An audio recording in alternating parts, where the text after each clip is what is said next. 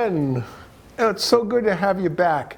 I'm Frank Crowley, and I'm having the time of my life today. Woke up with a heart full of gratitude. Oh, what a good feeling that is in the morning. Gratitude for the studio. Number one, for Anne-Marie Lepard. Oh yeah, Emily Miner. And Mike, Captain Mike Corcoran, who's doing camera today. Oh, he's doing a great job. I'm so grateful. I'm grateful for this show, Art of Poetry, which is affect, emotions, as well as, and most of all, today, Victor's on my mind. Victor Ivanowitz, who's living in St. Paul with his family, his wife Janet, and maybe someday she'll come on and we'll be all grateful together. Gratitude is a deep emotion, and it fills my heart. Actually, today, also, my heart is full of sadness, if that's possible. I dug out a poem from a couple of years ago, and the speaker is talking about something so basic and so depressing to the point of despair that I'm going to read it because of the hostilities in the Mideast and the continuing ones in Russia and Ukraine. So, Victor, indulge me. Speaking truth to power.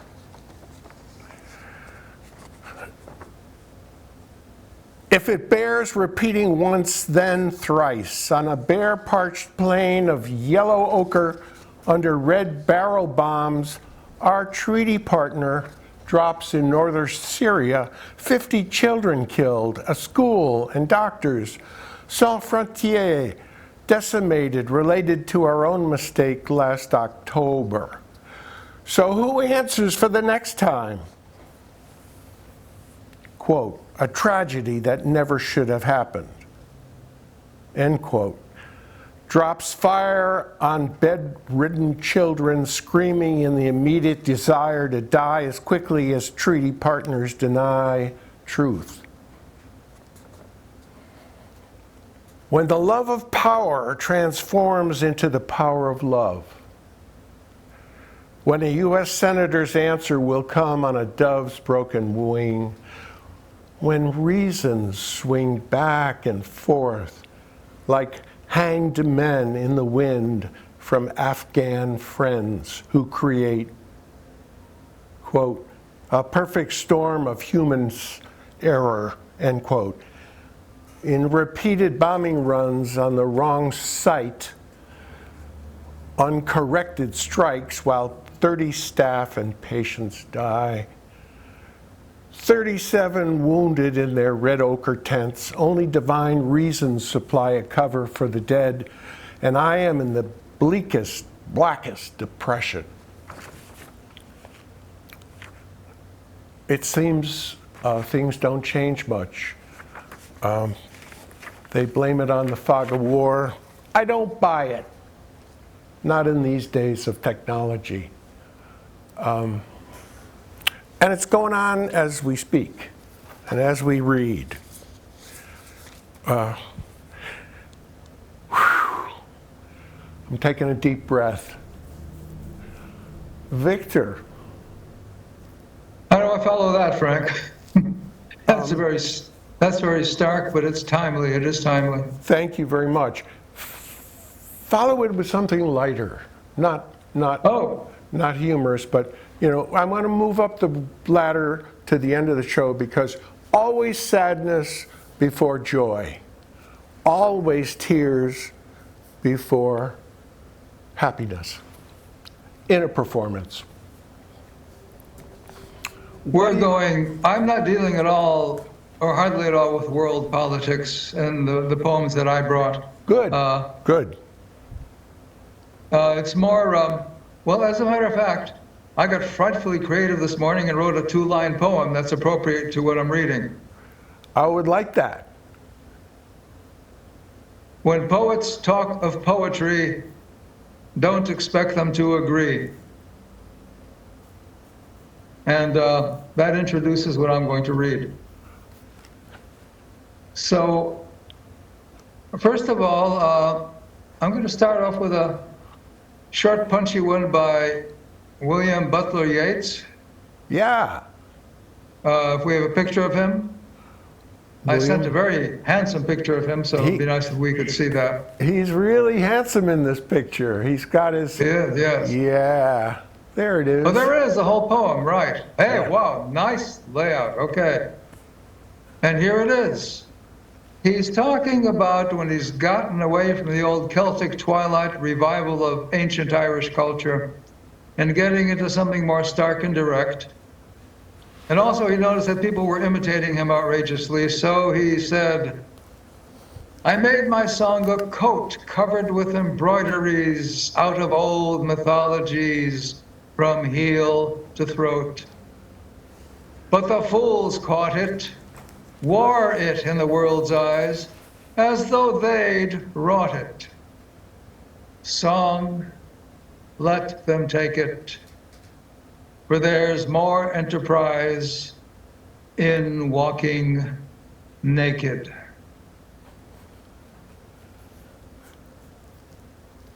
Thank you. I love that one. That is such a gem. You've got to take your time reading it with lots of emphasis. The lines are short, but they're full of feeling. I'm with you. Full of feelings. Thank you. What a great segue. What a great intro to our other aspect of the art of poetry. Embedding those feelings in the lines, and your reading in that pace makes all the difference, doesn't it? He must have written that rather late because he got very blunt and even sensuous in his old age. Yeah. I think we observed last time when he was young, he was tender and vulnerable and always wounded by some woman or other. Yep. And then he just got to be a very blunt and direct and sensuous. Maybe he made a good marriage. So. And transitions, right? As Transitions. Life is full of transitions. As we get older. So just kind of piggyback on that about your own situation of turning 81 in December. You're now 80. Another group I'm really grateful for in my heart. I feel the love from the Fairfield alums, 64. And we're two, right? We're two of 9. Right, we're two 64 guys, yep.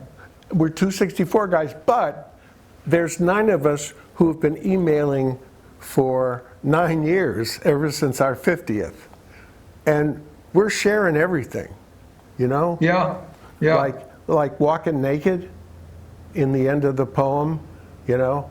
Right. The coat, you know? The coat. Your old classmate, Joe, you know, he always has something extremely intelligent to say and very well informed. Very well in the latest round, but you know, the Irish were pugilistic, and I never wanted to confront an Irish wolfhound in the woods.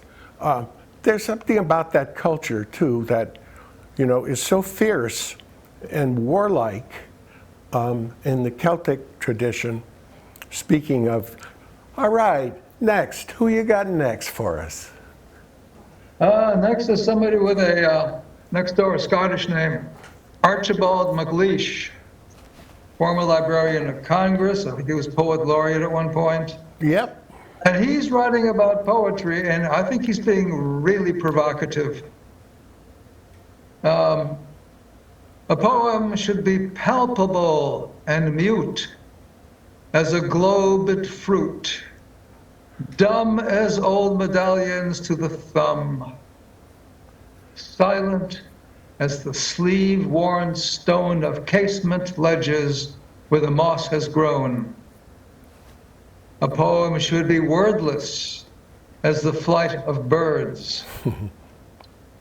A poem should be motionless in time as the moon climbs, leaving as the moon releases twig by twig the night entangled trees, leaving, as the moon behind the winter leaves, memory by memory the mind.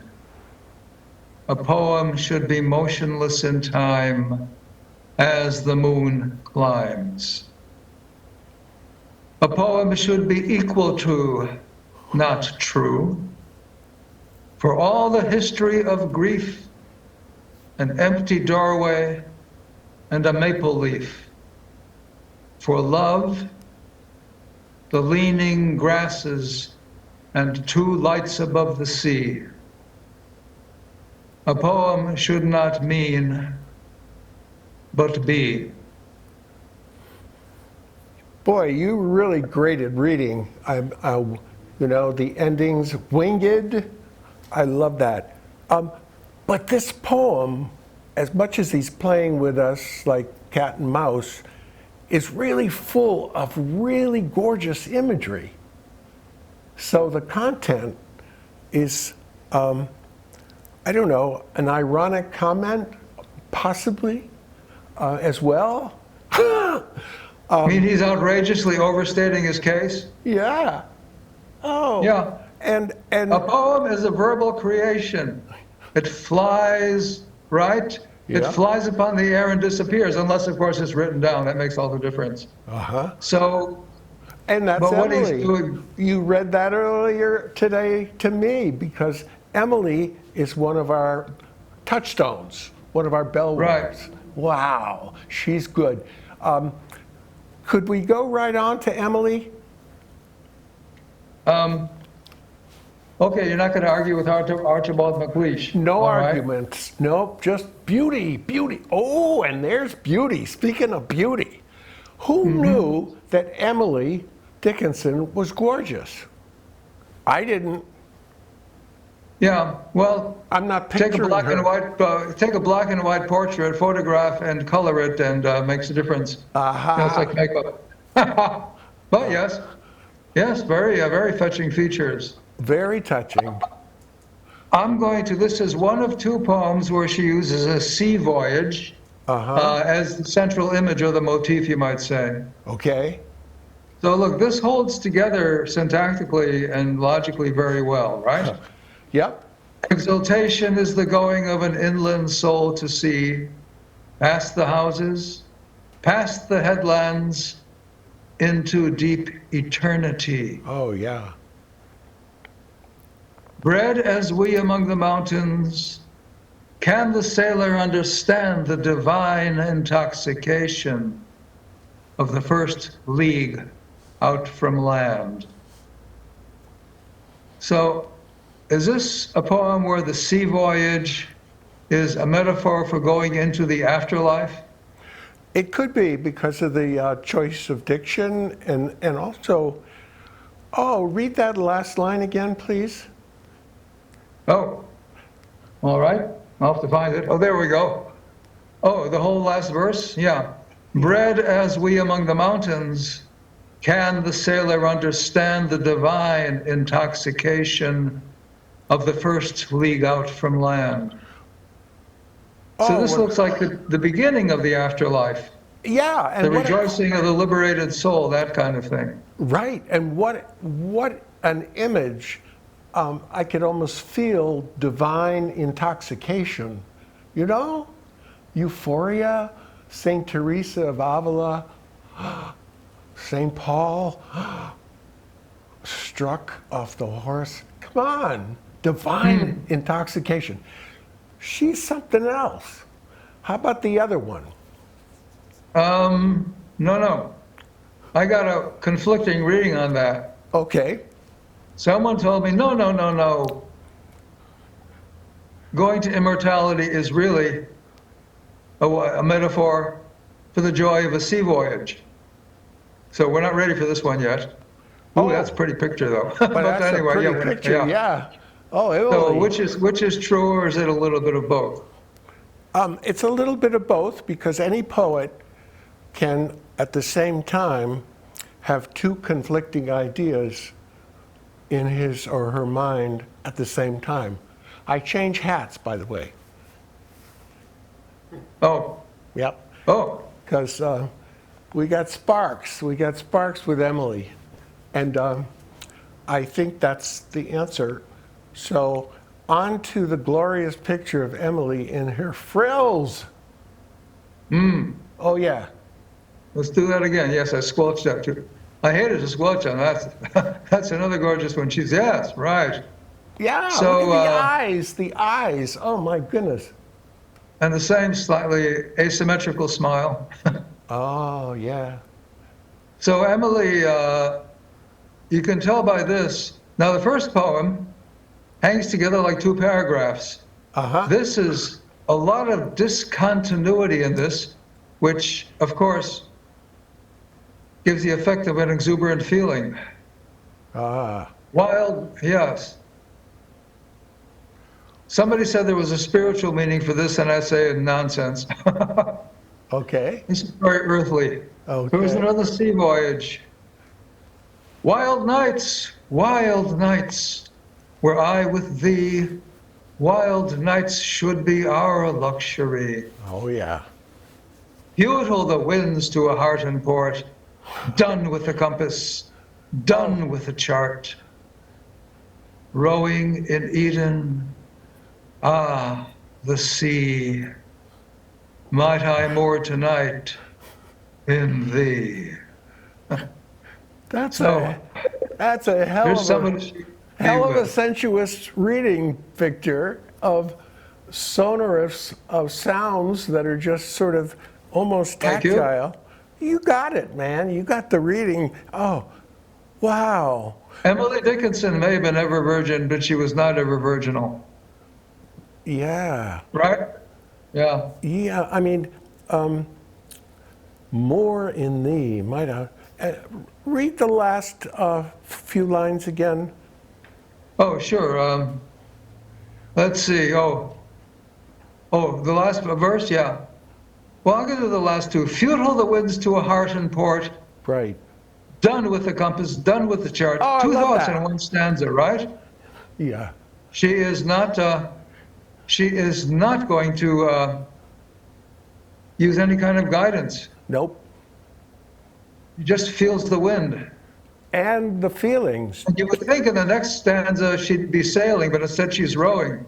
She wants to get to this guy, and she's putting her back into it. Wonderful. You knocked him dead with that. Done with the compass, done with the chart. In relationships, right. Right. What are you feeling? What are you going to open your heart to? What are you going to embrace? Yeah, the winds of feeling, the winds of passion. Yeah, and you're rowing, you so sharply point out. Yeah. Yeah, you Forget expect sailing, but eternity. again, there's these discontinuities, which of course makes the whole thing sound very spontaneous. And also much more skillful, in a sense, with the ironic juxtapositions of is it or is it not? Or what's going on with Emily? How did she do it? Well, you really educated me this morning on the phone call about, wait a minute, some of her poems are dogs. Okay. I will not go into that right now, but Okay. we'll Yeah. visit her someday. I am thinking we're coming up on the half hour. Okay. So I never talked with Emily about a break, so I think we're going to go straight through. And in that case, We can do Howard Nemeroff then? actually, let's do the Satisfaction Coal Company. Okay, you want to run right to that? Yeah. Okay. Okay, here we are. I want to make sure I get all of you in. Thus, Well, you're doing 1 and 3, and I'm doing the middle one, right? right. I'm doing the Satisfaction Coal Company. Rita Dove. Oh, and what a Say lady. something about Rita. Yeah. Wow. What a lady. Can you believe it?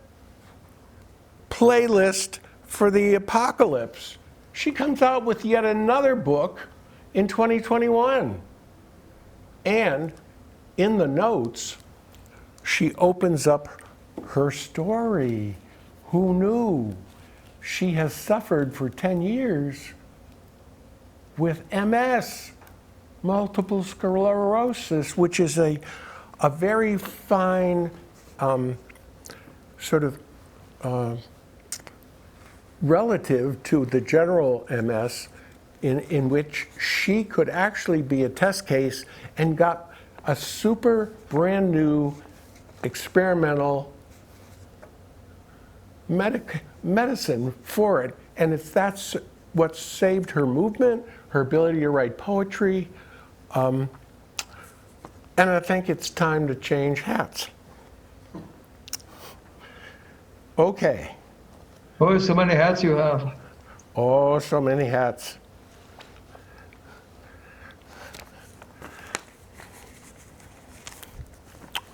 Oh yeah, this one's got an angel on the head. Rita Dove. She's one of my favorite African American poets. She's got it, and she knows it. Her husband's a big support and had been while she was sick. The Satisfaction Coal Company. Okay. What to do with a day? Leaf through a jet, watch TV, freezing on the porch, but he goes anyhow. Snow too high for a walk, the ice treacherous. Inside, the gas heater takes care of itself. He doesn't even notice being warm. Everyone says he looks great. Across the street, a drunk stands smiling at something carved in a tree. The new neighbor with the floating hips scoots out to get the mail and waves once, brightly. Storm door clipping her heel on the way in. Twice a week, he had taken the bus down Glendale Hill to the corner of Market, slipped through the alley by the canal and let himself in. Started to sweep with terrible care, like a woman brushing shine into her hair. Same motion, same lullaby. No curtains. The cop on the beat stopped outside once in the hour to swing his billy club and glare. It was better on Saturdays when the children came along. He mopped while they emptied ashtrays, clang of glass on metal, then a dry scutter. Next, they counted nailheads studding the leather cushions. 34, they shouted. That was the year, and they found it mighty amusing. But during the week, he noticed more. Lights, when they gushed or dimmed at the Portage Hotel. The 1032 picking up speed past the B&O switchyard.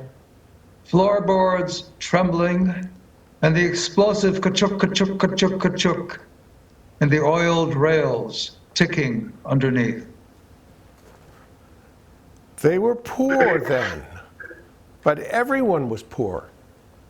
He hadn't minded the sweeping, just the thought of it. Like now, when people ask him what he's thinking, and he says, "I'm listening." Those nights walking home alone, the bucket of coal scraps banging his knee. He'd hear a roaring furnace with its dry, familiar heat. Now the nights take care of themselves. As for the days, there is the canary's sweet curdled song, the wino smiling through his dribble, past the hill, past the gorge, choked with wild sumac in summer, the corner has been upgraded. Still, he'd like to go down there someday to stand for a while and get warm. So, what you think? What you think? This is so crazy because in some ways, this guy who worked in the coal company is now warm because of the gas heater, first stanza. So, we're talking, wait a minute, there were 32 nails? 34 nails in the leather cushions. Oh, that was the year, and they found it mighty amusing. Okay, this is his story back in 1932. In the second part, labeled number 2. His first, which is why I read the first and the third, because we're back to contemporary time. And he's remembering what things were like in the 30s. It was tough. It was tough all over. And now, the little dripping ironies abound. Like, oh, he's got a gas heater now, but in the old days, he used to collect, as my mother did, on Congress Street in Hartford in the 30s, coal that fell off the train going by so that they could have enough to bring up to the third floor walk up and have a fire at home, say around 33. Things were bleak for Mom and for him. He worked for the Satisfaction Coal Company. Now, there's some irony in that title, isn't there, Victor? Oh yeah, a lot of irony. Yeah. Oh, the place It's quite a is, complex portrait of a we're swimming in it. difficult time. Yeah. Oh, we're swimming in it because it's like, wait a minute, she's an African-American poet. She's honoring this guy, whatever his name is. What is he going to do with a day today? Well, Jet, the black magazine, the black news, and all the images that fit. She's, in a sense, honoring, celebrating his life. But you know what, Victor? Nothing's changed. That's the real irony. Nothing has changed in the ghetto. Whoa. And she says it so subtly, as a poet would, so indirectly, and so charmingly with the images. What's the canary doing there? And why does the canary have a curdled song? Ah, it's curdled, like milk curdles sitting out. And the wino echoes back to the drunk in the 30s, right? Same thing. Things have improved, but he's still there, yeah. Yeah, he's still there, and he's through his dribble, and then past the gorge, choked with wild sumac in summer. The corner has been upgraded to what?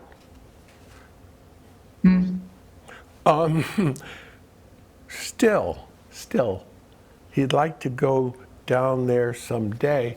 He does in his memory.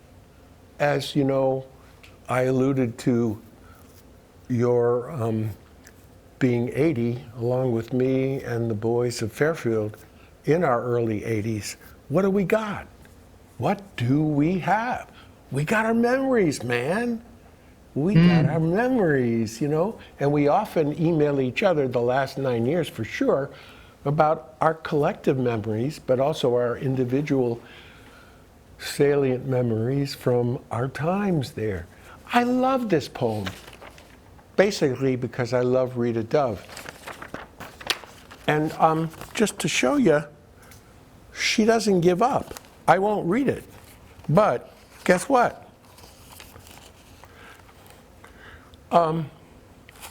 She wrote one for Elevator Man, 1949. Okay, same deal. This guy went to the college of his choice in science with the white guys. But he's in 1949 operating the elevator, and they're the executives coming in to work. In 1949, she's got it. She's good. She's banging us on the kneecaps. Come on, get it, she's saying. But also, as subtly as you wish. Did you like the poem, The Satisfaction Coal Company? It's one of these poems you have to read and read and reread Right, to really get right. full value out of it. Absolutely. It's one of these great semi-narrative poems that can have almost as much as a novella. Yeah. Yeah, it's a narrative poem. Wonderful. Thank you, Victor. Thanks for indulging me. And as I say, it's in the library. Playlist for the Apocalypse. Oh, you don't want to know what the apocalypse is, but it's coming. Kids these days think apocalypse is nuclear war. Yeah, kids. There's this science fiction genre of the post-apocalyptic setting, right? You're right, right. So, change of hats, and who else you got? Well, we were talking poets talking about poetry. It's my perpetual favorite. I keep rediscovering Howard Nemeroff, called Lion and Honeycomb. Good for me, man. I love that poem, and you introduced me to Nemeroff from just a distant recognition of the name, and boy, have I run with him. Thank you. Yep. Brother of Diane Arbus. Yep. Very different personality. Ah, here's the poem. I can read it right on my screen. Go for it. He didn't want to do it with skill. He'd had enough of skill. If he never saw another villanelle, it would be too soon. And the same went for sonnets.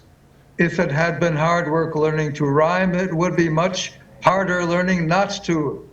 The time came, he had to ask himself, what did he want? What did he want when he began that idiot fiddling with the sounds of things? Not exactly a joyous affirmation of the poet's vocation, is it? But let us continue. Yes, let us continue. He asked himself, poor moron, because he had nobody else to ask. The others went right on talking about form, talking about myth, and the so help us need for a modern idiom. The verse balls among them kept counting syllables.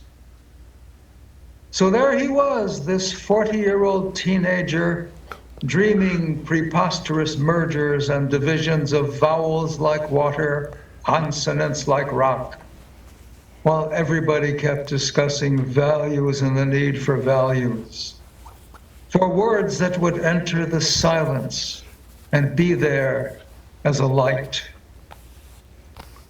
So much coffee and so many cigarettes gone down the drain, gone up in smoke, just for the sake of getting something right once in a while, something that could stand on its own flat feet to keep out windy time and the worm, something that might simply be, not as the monument in the smoky rain grimly endures, but that would be only a moment's inviolable presence. The moment before disaster, before the storm, in its peculiar silence, an integer fixed in the middle of the fall of things, perfected and casual, as to a child's eye, soap bubbles are, and skipping stones. It's a whole bunch of stuff in there, isn't A whole bunch. it? Yeah. Holy, He has the holy permanence. moly. Poems. Poems are soap bubbles. Puff, puff. Emily again, right? Poets on poems. Poets on poets. So, you know, what has the Academy done to us? What's his attitude? Well, he never had an academic job, I don't think. He did speak at universities. Uh-huh. I had a couple of friends who hosted him in upstate New York once, so he wasn't far from home. Yeah. This was in the 70s.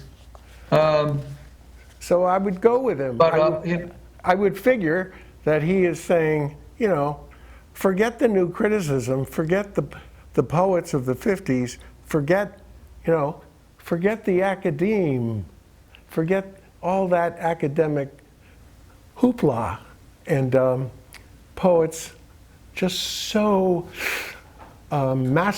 masturbatory on their own. You know, they're, as you said, they're playing with themselves. Well, I wouldn't have said that on TV, but you did, okay? Yeah, Yeah. yeah. But Yeah. you see, he wants to make something Yeah. with sprezzatura perfect that doesn't look as if it took a lot of trouble, but it does, you know, right? Yeah. And, you know, Perfected and casual.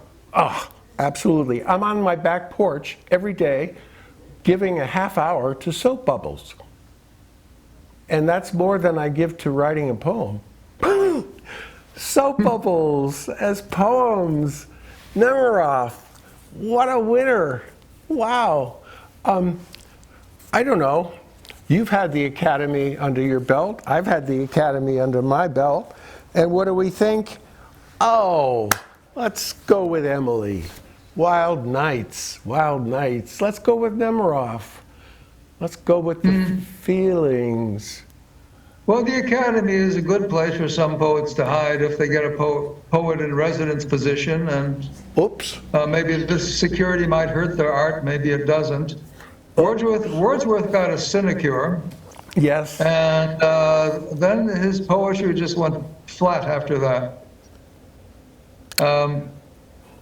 For others, they can do quite well with that kind of thing. Yeah. So it's hard to say. It's hard to but say. What I like is this is, if you want to compare the two, you know, go to the library or find this on the internet, compare Lion and Honeycomb with Ars Poetica by MacLeish. Yes. It's sort of an answer to it. Yes, poetry Yes. can stand Yes. in its own flat feet. Yep. It's also a vanishing thing because it's a verbal creation. Yeah. So he gets both of that. And And that it's- beautiful image, what he rejects, not as the monument in the smoky rain grimly endures, but that would be only a moment's inviolable presence. That's lovely. Very, very. You know, you really have hooked a really nice, coherent umbrella over all of this today with the art of poetry, but also your honoring and attention to the true feelings that go into making these lines so entertaining and enjoyable. You got great choices here. I mean, they're just Well, thank you. they're wonderful. They're And just this morning, I discovered something that kind of sums up what you might say Nemiroff says and argues with MacLeish. Yeah. I just got an old book of Emily Dickinson poems, and she says in one of them, "To see a summer's day is poetry, though never in a book it lie. True poems flee." Like the They soap, vanish. yeah, like the soap bubbles in the wind, which I did Yeah. yesterday. Ha! And you know, one of my favorites is "There is no frigate like a book to take us lands away, nor Yes, some, right. yeah, no, nor something like prancing horses' hoofs, like prancing poetry, or whatever that rhythmic clap, clap, clap. By the way, wasn't that, speaking of sound in poems, wasn't that ka-chook, ka-chook, ka-chook, ka-chook of the Good train? touch. Great touch. Great touch of sound. Oh yeah, Yeah. imagery. Hey, I want to drag you back. I'm going to answer you. I'm going to ask you a question, and if you can't answer it, I will. All right. Why did Nemiroff name the poem "Lion and Honeycomb"?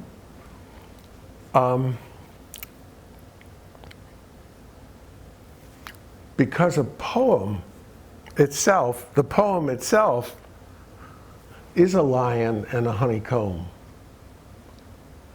That's a brave guess. It's a biblical allusion. Is it really? The first book of Samuel. Samuel was a judge of Israel, Uh-huh. and I realized Delilah was not the only Philistine lady that Samuel chased after. He liked the Philistine chicks. He was getting into trouble quite often chasing them. And on one of these trips to check out the Philistine ladies, a lion attacked him. He killed the thing with his club. Sometime later, he goes to see if the carcass of the lion is still there. He finds it. Inside its carcass, some bees have built a nest with lots of honeycombs. Wow. He takes one of the honeycombs and he gives some of the honey to his mother and father without telling them where it came from. Wow. And so what does that have to do with poetry? You don't tell them how the sausage is made. You just show them the final result, right? That's right. That's right.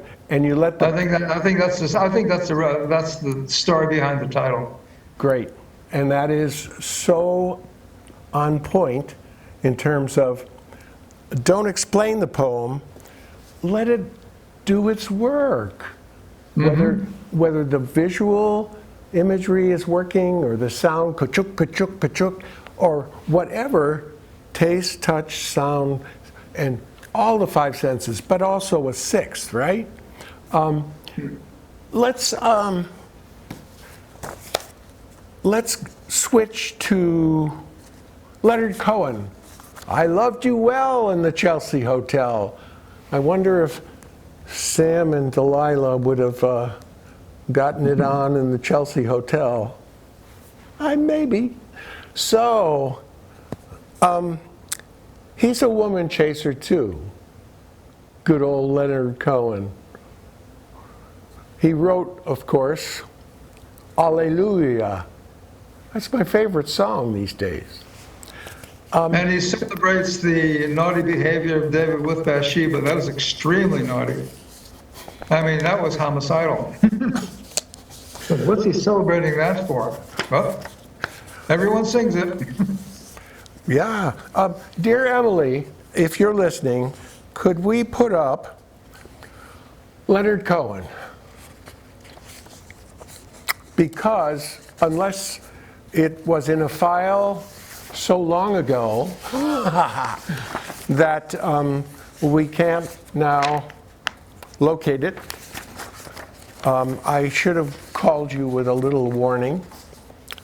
But they're so short and so sweet. Sorry? No Cohen. No Cohen. I'll do it. If you did me the honor of doing a close-up of this, that'll take care of it. Because there he is. There he is at the bottom. Look at, that's his own, whoop, wrong side. That is his own drawing of himself. It's the coolest thing, isn't it? He's like, chin out. Oh God, I'm looking like him. That's worse. And on top, who do we have? Oh, the master, the Buddhist master on top. Ooh, 6 years on Mount Baldy? Trying to become a Buddhist priest? You got to be kidding. Leonard Cohen? Born in Canada? Wonderful, wonderful lyricist. Although Mike, behind the camera, and his two friends who did the wonderful show with the guitars said, maybe the early Cohen we loved, but not so much the later Cohen. I'm forgetting who was among the three of you who said that, but okay, I can get it. My Life in Robes. Here we go.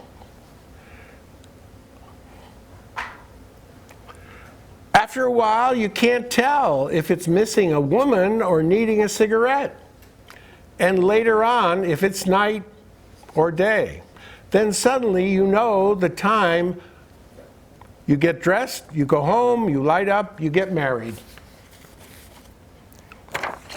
Now these aren't championship lyrics, and they're poems in a book, because I have a book of Leonard Cohen's poems, lyrics, written down on the page rather than sung. Another one, His Master's Voice. This comes from his book. And I really wish I could remember the title of the book. His Master's Voice. After listening to Mozart, which I often did, I would always carry a piano up and down Mount Baldy, and I don't mean a keyboard. I mean a full-sized grand piano made of cement.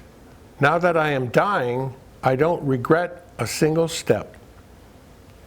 You think he was on? He'd have to be. He'd have to be on it to imagine carrying a up the mountain, right? Or down the mountain. What's with this Leonard Cohen and his lyrics and his songwriting? How could it be so? The lovesick monk. Okay, more women, more chasing of women, more imagining women while he's isolated on Mount Baldy, learning to become a Buddhist priest. I shave my head, I put on robes, I sleep in the corner of a cabin, 6,500 feet up a mountain. It's dismal here. The only thing I don't need is a comb. Well, sure, you shaved your head. Why did these appeal to me? Because a good friend of mine gave me a book on his life, a complete biography. I mean, the works. I didn't know it even existed. And here's another one. One of my letters. I corresponded with a famous rabbi, but my teacher caught sight of one of my letters and silenced me. Dear Rabbi, I wrote him for the last time, I do not have the authority or understanding to speak of these matters. It was just showing off. Please forgive me, your Jewish brother, Yikan Eliezer. Yes, No. Rashi at 89. Rashi is his teacher, his guru, his number one. Rashi's very tired. He's lying on his bed. He's been living with the living and dying with the dead. But now he wants another drink. Well, wonders never cease. He's making war on war, and he's making war on peace. He's sitting in the throne room on his great oriental face. And he's making war on nothing that has something in its place. His stomach's very happy. The prunes are working well. There's no one going to heaven, and there's no one left in hell.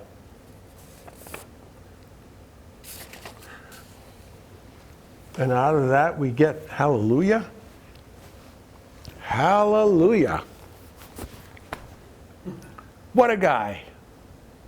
Leonard Cohen, iconoclastic as you are, Victor, delightfully so. And hat looks, I can't compete with your hats. No? Well, I'll send you some in the mail. Do we have time for Czesław Miłosz? We do. Go for it. Czesław. Polish or English? Oh, Here it is in English. You got 5 minutes, buddy. Give us a good... Ekcelencja, piękny jest ludzkie rozumienie niezdziwieczony. No, I can't do that, okay? Oh, give us a few lines in Polish. No, your accent is... Okay.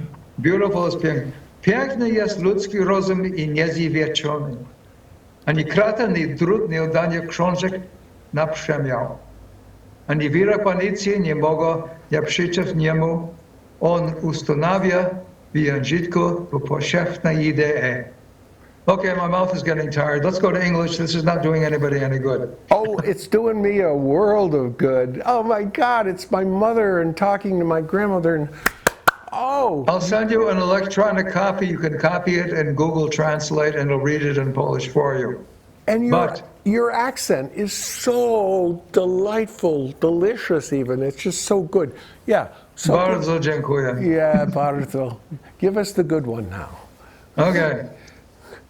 Human reason is beautiful and invincible. No bars, no barbed wire, no pulping of books, no sentence of banishment can prevail against it. It establishes the universal ideas in language and guides our hands so we write truth and justice with capital letters, lie and oppression with small. It puts what should be above things as they are, is an enemy of despair and a friend of hope. It does not know Jew from Greek or slave from master, giving us the estate of the world to manage. It saves austere and transparent phrases from the filthy discord of tortured words. It says that everything is new under the sun, opens the congealed fist of the past. Beautiful and very young are philosophia and poetry, her ally in the service of the good.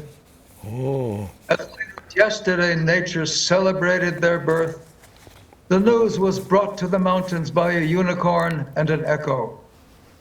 Their friendship will be glorious. Their time has no limit.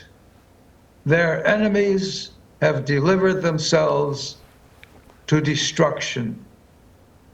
Written in Berkeley in 1968, when else would such a poem be possible? When else? And Where else? Oh, yeah, and when else? So euphoric, so idealistic. It's a wonderful discovery. Oh, But yeah. And I like it better in English. I don't have to translate it. well, yeah. So tell me, when did he reign? He was quite the poet for Poland. Right. Well, 60s through I think the 90s. I don't have his terminal dates. I don't think he's around anymore. Yeah. I think he's also the one that wrote The Captive Mind, a study of intellectuals in a communist state, Aha. and the contortions they go through and the things they suffer and how their work suffers because of the tyranny of the regime. So a real thinker. A Pole with Lithuanian roots, which is sort of parallel to my own, although I don't come from such cultivated people. So Poland and Lithuania. Nowadays, the Lithuanians don't care for all the Poles and wish they would go away, but they're often partner regimes. The Poles would often elect Lithuanian kings, often generation after generation. So it's not at all contradictory for a Pole to find himself in Lithuania. And that's the little I know about Czesław Miłosz. We could devote a whole program to him, and maybe even some of it in Polish, but that would really kill your audience, I think. Oh, it would kill him off, finally. Yeah. We've been trying to kill him off for 6.5 years, and but this show won't kill him off. Let me tell you, Victor, you rose to the occasion. Bravo, man. Your Thank you. choices, Thank you. your reading, even your Polish gentility in the sound. We're down to 30 seconds, and I'm going to say my thank yous to you. I am just so delighted with this show. Well, you're right. You guided it very well. I enjoyed every minute of it. Oh, gosh. Who knew 7 years ago? It's like we're feeling a rebirth. You said it, a renaissance, a renaissance, as you said. Yeah. Oh, yeah. Good old Edna St. Vincent Millay. Don't let a burning leaf fall. In the spirit of Emily, poof, it's too beautiful to exist. Poetry, you did a really good job Thank you. exploring the art as it's so fulfilling to the human soul. I felt the need to compensate for my clothing. And forget war. It's all humanity. There's no us, them. There's no zero-sum game. There's no way other than, as Gil keeps reminding us, to love our fellow man, you know? Thank you. Very satisfying show. Just all the fun in the world to enjoy. I'm going to diaphanize right now.